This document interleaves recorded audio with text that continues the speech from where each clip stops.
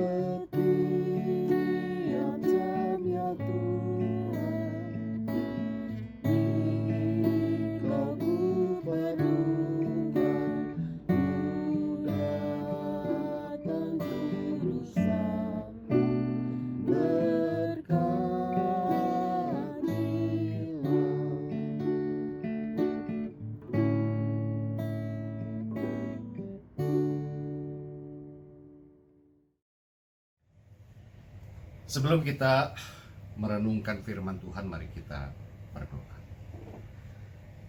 Ya Bapa, terima kasih kalau saat ini masih diberikan kesempatan untuk merenungkan firman Tuhan. Kami yakin dan percaya Tuhan memberkati kami, dan Kau juga yang memberikan pencerahan, membuka hati dan pikiran kami karena karunia Roh. Izinkan kami bersama-sama untuk menggali firman Tuhan dan Kau memberkati kami. Di dalam nama Tuhan Yesus kami berdoa. Amin. Bapak, Ibu, Saudara-saudara, mari kita mempersiapkan Alkitab.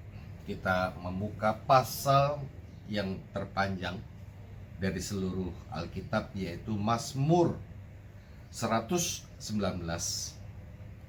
Mazmur 119 hanya satu ayat, yaitu ayatnya yang ke-97. Mazmur 119 ayat 97 yang berbunyi demikian. Betapa kucinta Tauratmu, aku merenungkannya sepanjang hari. Saya ulangi. Betapa kucinta Tauratmu, aku merenungkannya sepanjang hari. Nah, saudara-saudara yang dikasihi oleh Tuhan, apakah Anda pernah mengalami jatuh cinta? Jika pernah, maka kita tentu akan mengetahui betapa rasanya. Ya, makan tak enak, tidur tak nyenyak.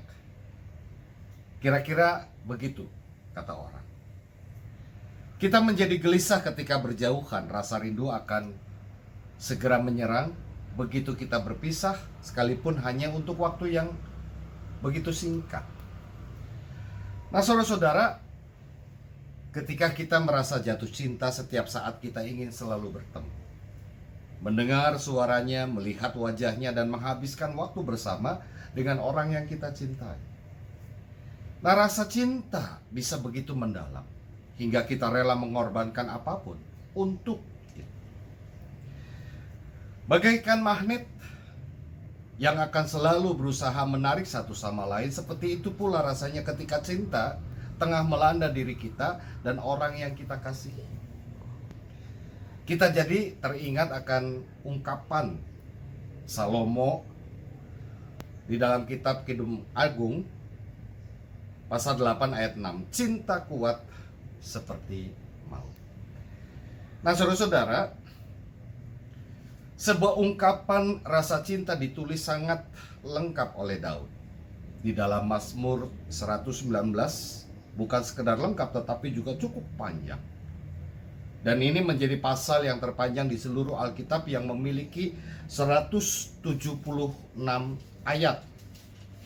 Totalnya 176 ayat. Nah, ungkapan rasa cinta yang mendalam dari Daud ini bukan ditujukan kepada seseorang, melainkan kepada Taurat Tuhan, kepada Tuhan yang memiliki firman. Nah, sekalipun saudara-saudara saat ini kita lebih mudah untuk mengakses Alkitab. Dulu kita harus membawa dalam bentuk buku Alkitab. Sekarang kita bisa membawanya dalam bentuk smartphone atau handphone kita. Kita tinggal klik dan bisa mencari apa yang kita butuhkan untuk kita baca. Ayat apa, dari pasal mana, dari kitab mana. Tetapi kemudahan itu tidak sejalan dengan kerinduan yang ada. Membaca Alkitab dianggap pekerjaan yang membosankan, menjadi beban tersendiri.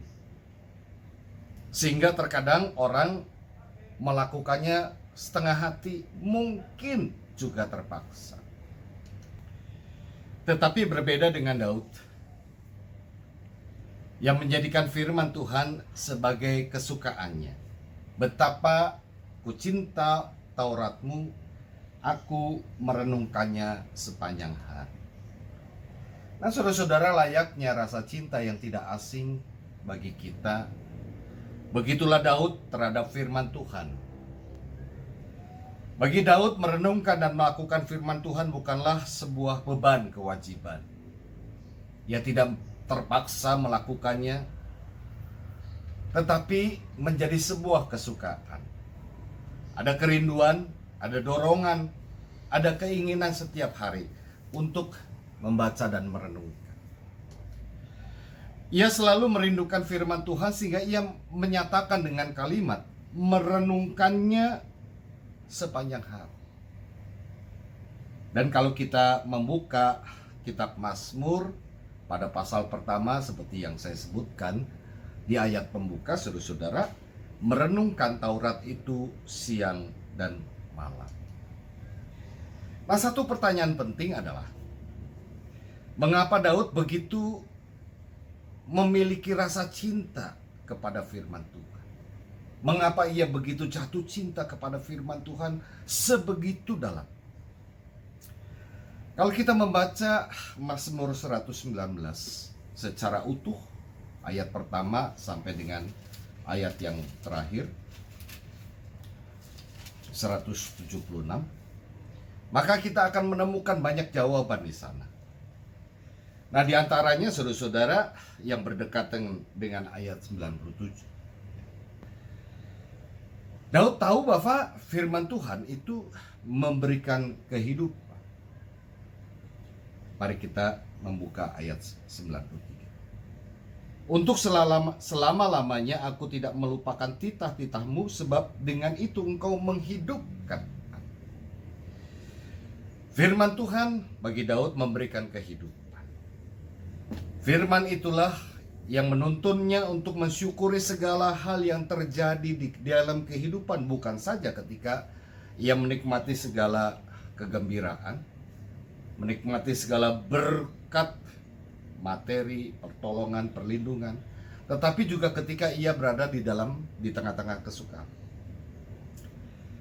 Dan kalau kita membaca juga ayat 98, saudara-saudara, perintahmu membuat aku lebih bijaksana daripada musuh-musuh, sebab selama-lamanya itu ada padaku. Di sini menyebutkan bahwa firman Tuhan membuat Daud lebih bijaksana, sehingga tahu bagaimana bersikap yang benar bila harus menghadapi musuh. Ia tidak melakukan hal yang sama seperti yang dilakukan musuhnya. Ia tidak membenci ketika musuhnya membenci. Ia tidak melakukan kejahatan seperti yang dilakukan oleh musuh. Memiliki hikmat untuk menghadapi mungkin orang yang tidak suka dengan. Begitu juga kalau kita memperhatikan ayat 101. Terhadap segala jalan kejahatan aku menahan kakiku supaya aku berpegang pada firman. Saya ulangi. Terhadap segala jalan kejahatan aku menahan kakiku supaya aku berpegang pada firman.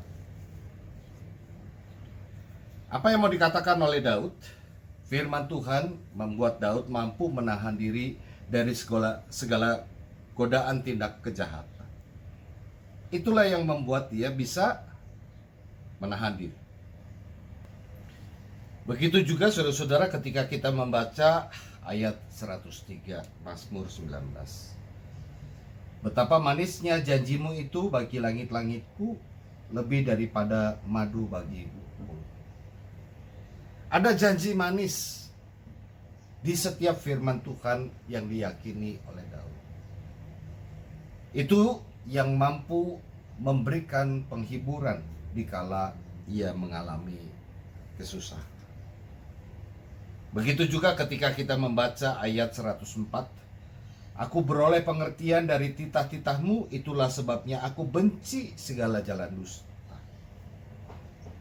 Melalui firman Tuhan, Daud mengerti apa yang dibenci oleh Tuhan sehingga ia menjauhinya. Dan 105 ayat 105, firman-Mu itu pelita bagi kakiku dan terang bagi jalan. Nah, saudara-saudara, Daud meyakini bahwa firman Tuhan mampu mengarahkan masa depannya ke arah yang diinginkan Tuhan. Jadi ia tidak membawa sekedar apa yang dipikirkan, apa yang diinginkan, dicita-citakan, tetapi ia mengarahkan kehidupannya ke arah yang diinginkan oleh Tuhan. Nah, saudara-saudara, begitu panjang lebar Daud menjelaskan betapa pentingnya firman Tuhan di dalam hidup manusia. Karena itulah sekalipun Daud pernah memiliki hal yang tidak baik, sekalipun ia pernah melakukan perbuatan yang tercela, tetapi di masa tuanya Daud semakin bijaksana dan nama Daud terus disebut di Alkitab, bahkan menjadi cikal bakal lahirnya Sang Juru Selamat. Itulah manfaat firman Tuhan. Itulah yang membuat dia begitu mengasihi Tuhan, begitu mencintai Taurat. Sebab di dalam firman Tuhan ada banyak janji. Di dalam firman Tuhan di sana ada petunjuk, nasihat, tuntunan, hikmat, teguran Di dalam firman Tuhan ada kuasa yang ampuh untuk menyembuhkan, memulihkan. Di dalam firman Tuhan ada berkat dan tentu saja keselamatan. Jadi saudara-saudara, secara singkat Daud ingin menjelaskan tentang ia mengasihi Taurat Tuhan seperti yang saya sebutkan di awal sebagai kata pembuka, yang saya kutip dari Mazmur pasalnya yang pertama, yang berbunyi demikian. Mazmur pasal pertama ayat 1 sampai 3. Berbahagialah orang yang tidak berjalan menurut nasihat orang fasik, yang tidak berdiri di jalan orang berdosa, dan yang tidak duduk dalam kumpulan pencemooh, tetapi yang kesukaannya ialah Taurat Tuhan, dan yang merenungkannya Taurat itu siang dan malam. Ia seperti pohon yang ditanam di tepi aliran air, yang menghasilkan buahnya pada musimnya, dan yang tidak layu daunnya, apa saja yang diperbuatnya berhasil. Nah, jadi saudara-saudara, betapa ruginya bila kita tidak mencintai firman Tuhan. Kita menjadi tidak mengerti apa yang harus kita kerjakan dalam hidup, dalam konteks terang Tuhan. Kita bisa tersesat dalam mengarungi kehidupan yang penuh dengan segala macam peristiwa, kejadian, dan persoalan. Dan yang pasti saudara-saudara, kita tidak tahu apa yang Tuhan inginkan di dalam hidup kita tanpa firman Tuhan. Terlebih di tengah krisis yang terjadi saat ini, kita sungguh membutuhkan firman Tuhan setiap saat, setiap waktu. Firman Tuhan bisa menjadi oase yang memberikan kesejukan, kekuatan, bahkan juga penghiburan untuk kita semua.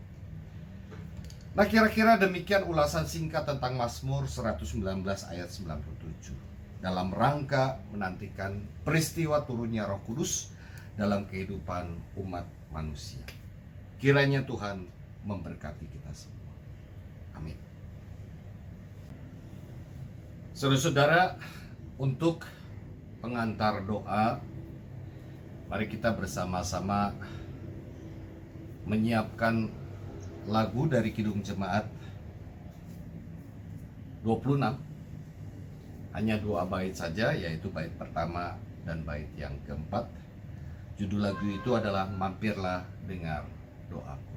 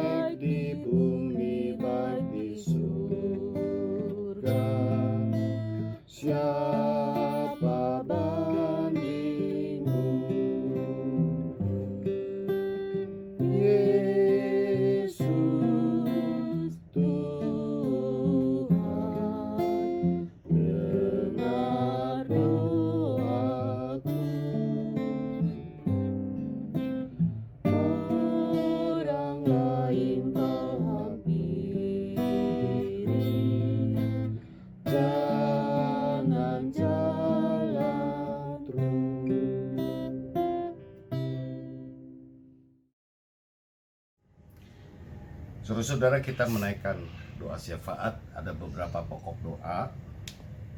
Yang pertama, untuk setiap orang yang mungkin saat ini masih dirundung oleh rasa khawatir dan takut karena COVID-19. Yang kedua, usaha pemerintah di dalam memerangi virus ini dan juga kepatuhan masyarakat.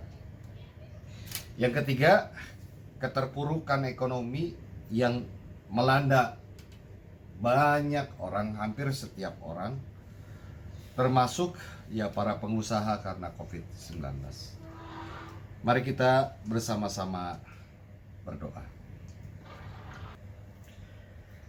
Bapa Surgawi, kami ingin berdoa untuk setiap kami, para pendengar dimanapun kami berada.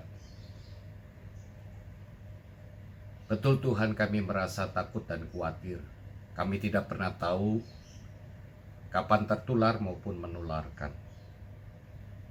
Namun situasi yang terjadi saat ini mengajarkan betapa kami harus lebih memperhatikan kesehatan, mengikuti anjuran pemerintah, dengan tetap berjaga jarak, memakai masker, dan terutama memperhatikan kesehatan kami sendiri. Dengan begitu, itu merupakan tanda bahwa kami mengasihi keluarga kami, mengasihi orang-orang yang di sekitar kami. Dan terutama di tengah-tengah situasi ini, tetaplah berikan hati yang penuh dengan damai sejahtera. Kami ingin berdoa untuk pemerintah yang terus berusaha dengan segala keputusan dan kebijakan yang dilakukan. Itu tidak lain adalah demi untuk seluruh masyarakat Indonesia. Dan karenanya kami mohon Tuhan, seluruh aparat pemerintah dimanapun, terutama warga, agar mengikuti anjuran pemerintah sehingga bisa bersama-sama memerangi virus ini, agar para penderita semakin berkurang. Dan kami pada saatnya nanti pemerintah ketika bisa menghasilkan vaksin, itu juga menjadi satu keuntungan bagaimana memerangi virus yang saat ini sedang merebak. Kami ingin berdoa Tuhan untuk setiap orang, termasuk kami semua yang terkena dampak ekonomi. Kami mengalami keterpurukan, hidup kami mengalami kesusahan dan kesulitan.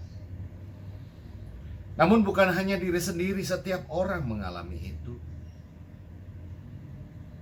Kami mohon Tuhan, berikanlah ketabahan, berikanlah kesabaran.